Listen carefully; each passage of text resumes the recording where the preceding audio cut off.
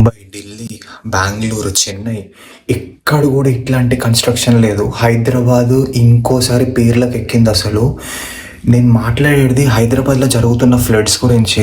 సరే ఫ్లడ్స్ వచ్చినాయి అనుకుందాం, కానీ ఇదేం కన్స్ట్రక్షనో అర్థమైతలేదు. సివిల్ ఇంజనీర్లు కూడా మొత్తం షాక్ అవుతున్నారు.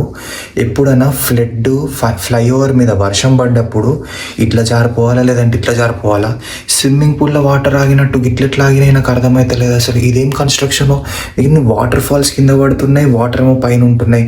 ఇట్లాంటి కన్స్ట్రక్షన్ ఎప్పుడు చూడలేను నేను అసలు. జనాలు స్విమ్మింగ్ పూల్లో తిరిగినట్టు తిరుగుతున్నారు ఫ్లైఓవర్ పైన వాటర్ ఉంటే.